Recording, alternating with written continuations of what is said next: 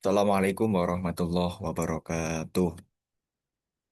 Terima kasih. Sebelumnya saya Muhammad Nailil Huda.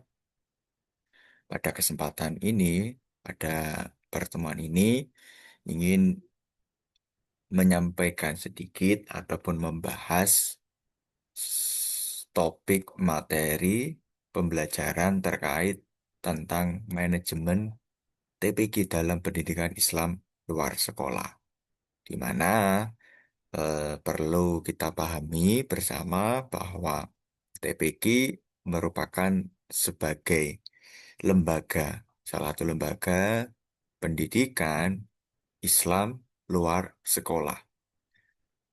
Mari kita lihat pengertian TPQ nantinya seperti apa, kemudian prinsip-prinsipnya seperti apa, manajemen-manajemennya nanti bagaimana, fungsi-fungsi manajemennya, serta tentunya juga pasti terkait juga tentang tantangan-tantangan hambatan yang dihadapi dalam pendidikan TPQ. Next.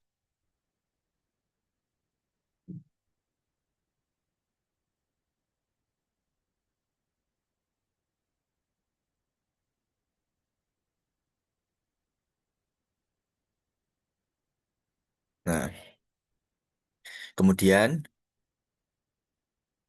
ini pertama terkait dengan pengertian TPQ itu sendiri bahwa TPQ adalah lembaga yang menyelenggarakan pendidikan Islam di luar sekolah. Fokus pada pengajaran membaca Al-Quran, pemahaman-pemahaman dasar agama, dan pembentukan kesiapan spiritual anak-anak. Nah, TPQ ini menjadi tempat anak-anak belajar Al-Quran sejak dini, di mana biasanya usianya rentang mulai dari anak-anak yang statusnya di sekolah formal itu adalah di lembaga TK ataupun sampai dengan sekolah dasar, bahkan atau yang kita kenal juga sebagai MI sampai pada tingkat-tingkat berikutnya. Nah, di lembaga TPQ ini biasanya selain belajar membaca Al-Quran, ini mereka juga belajar meliputi doa-doa harian, kemudian juga terkait dengan pembelajaran akhlak, dan juga tentunya terkait ibadah-ibadah dasar dalam ataupun yang dijalani kita sebagai umat Islam ini. Nah, hal ini menjadi pondasi sebagai wasilah untuk meletakkan pondasi-pondasi penting yang tentunya sebagai bekal anak-anak di masa yang akan datang. Gitu. Maka TPQ ini menjadi penting adanya karena itu berperan sebagai sedemikian tadi. Ya, itu. Nah, di sini ada prinsip-prinsip manajemen TPQ, Taman Pendidikan Al-Quran itu seperti apa sebenarnya. Nah, di sini yang pertama ada pembagian kerja yang seimbang. Jadi harus seimbang program kerjanya itu agar berjalan maksimal antara satu dengan yang lainnya harus saling seimbang. Yang kedua ada wewenang dan tanggung jawab yang jelas. Nah, yang ketiga ada kesatuan perintah dan arah. Kemudian yang selanjutnya ada mendahulukan kepentingan lembaga. Yang selanjutnya adil. Dan terakhir ada solidaritas. Nah, prinsip-prinsip manajemen ini atau prinsip-prinsip TPQ ini tujuannya adalah agar Taman Pendidikan Al-Quran atau TPQ itu bisa berjalan efektif. Pengelolaan lembaganya harus mengikuti prinsip-prinsip ini. Misalkan, ustadz atau ustadzahnya tidak boleh mengerjakan semua hal itu sendirian. Agar apa? Agar tidak kemudian menjadi beban yang akhirnya bukannya itu terselesaikan, malah menjadi penghambat untuk kesuksesan pendidikan luar sekolah di TPG ini.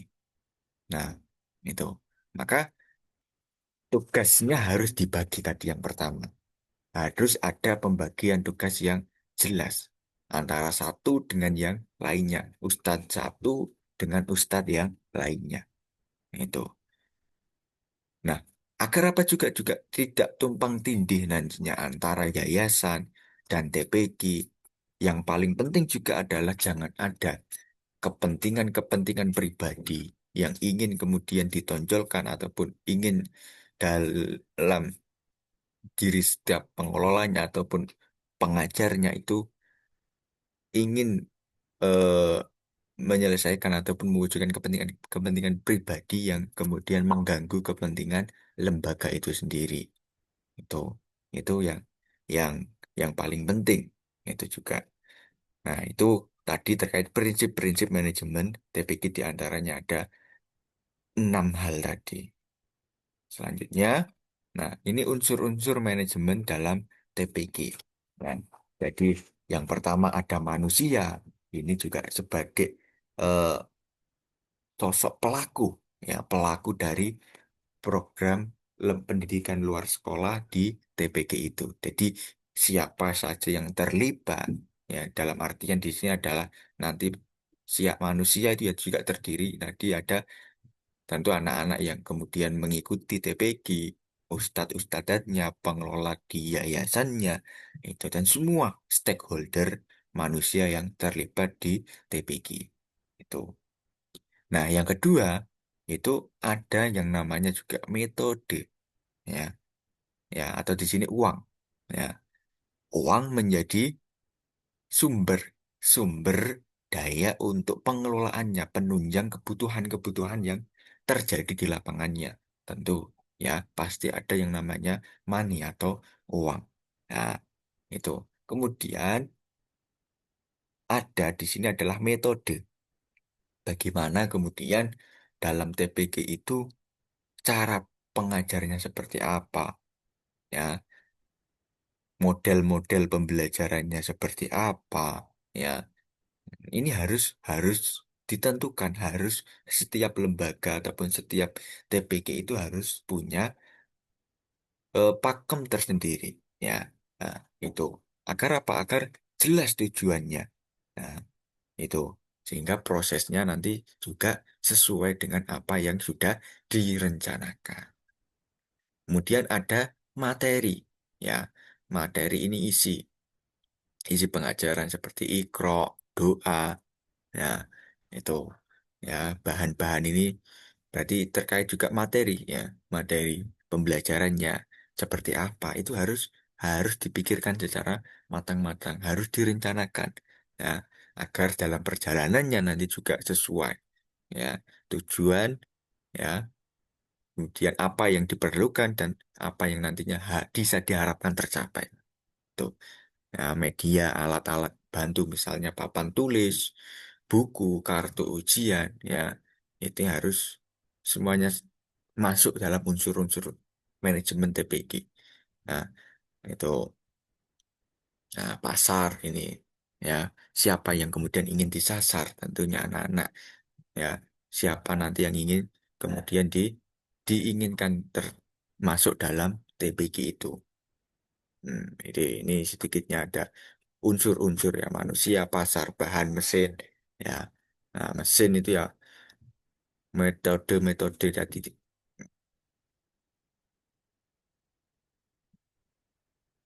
Nah, kemudian fungsi. Nah, di sini ada fungsi manajemen TPG. Ya, di mana di sini ada beberapa fungsi-fungsi. Ya, yang pertama adalah planning, adanya perencanaan terkait visi misi daripada TPG sendiri. Penting karena apa? Karena visi misi ini menjadi roh TPG dalam sebenarnya ingin apa yang dicapai itu. Nah, maka gambaran apa yang ingin dicapai itu terlihat pertama kali itu dari visi misinya yang jelas, visi misinya yang terukur, ya, visi misinya yang sudah betul-betul direncanakan sebagaimana yang dibutuhkan. Nah, itu. Maka visi misi ini harus betul-betul direncanakan sebaik mungkin. Ya, jangan asal-asalan agar dalam prosesnya kemudian sampai dengan hasilnya itu juga nanti jelas apa yang ingin diharapkan dari lembaga TPG itu sendiri. Maka fungsi planning perencanaan di sini adalah menjadi penting adanya. Ya, nanti juga dalam kegiatan-kegiatan yang lain juga tentunya harus di planning dan harus direncanakan secara matang oleh pengelola maupun ustadz-ustadzatnya, pengurus-pengurusnya yang terlibat di lembaga TPG itu sendiri. Nah, itu fungsi yang pertama. Kemudian fungsi yang kedua, fungsi manajemen yang kedua itu ada pengorganisasian. Ya, jadi harus nantinya melakukan adanya pengawasan, pengawasan, eh, ketua yayasan, ya, ada pembagian yang jelas. Oh, ini sebagai pengawas, ini ketua yayasan, ini ketua TPG, ini sekretaris, bendahara, dan dewan asatid. Nah, ini harus dikelola, diorganisir secara jelas.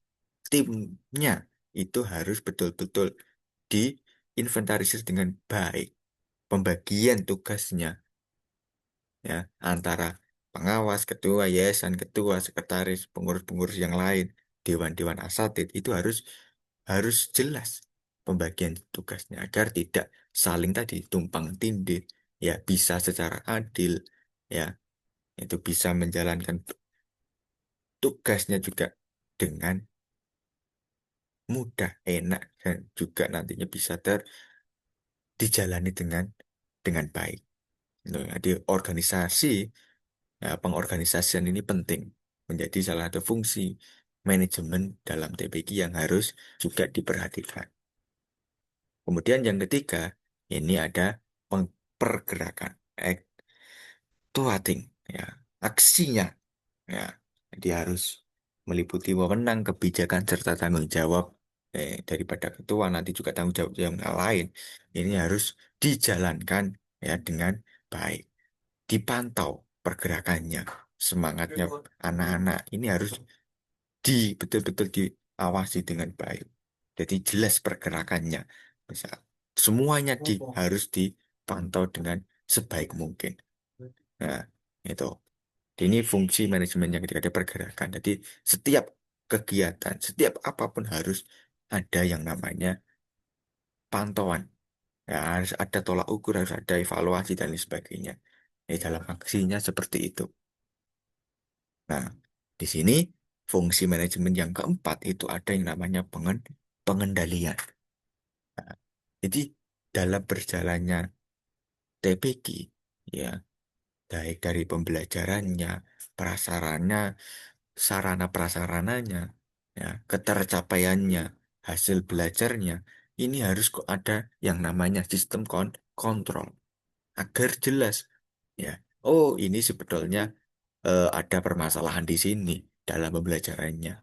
Oh, dari hasil pembelajarannya ini, hasilnya seperti ini, capaiannya seperti inilah.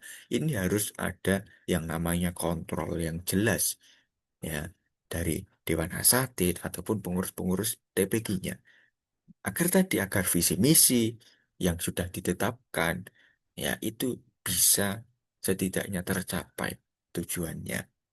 Nah, itu ya juga gurunya juga harus dikontrol, evaluasi guru, evaluasi para santri, ya penilaiannya bagaimana. Itu.